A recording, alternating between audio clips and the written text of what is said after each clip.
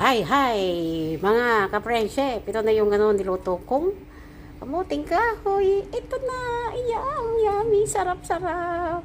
Pangkape. Wow, kakaluto ko lang. Ayan. Lagyan ko ng pandan leaves para maging mabango na kasing bango ko. Ayan. Ito, oh. Wow, sarap ng kape. My gosh. I miss this. Namiss kong pagkain nito. Tikman natin. Tignan ko lang. Kuha ko ng kaunti. Eh! Ito mga ka-friendship. Tikman natin yung kamuting kahoy. At yan. Sarap mo kape. Init dito. Kasi yung mukha ng nagluluto. Bagong malingki, wala pang hindi na baling mataba, maganda pa naman.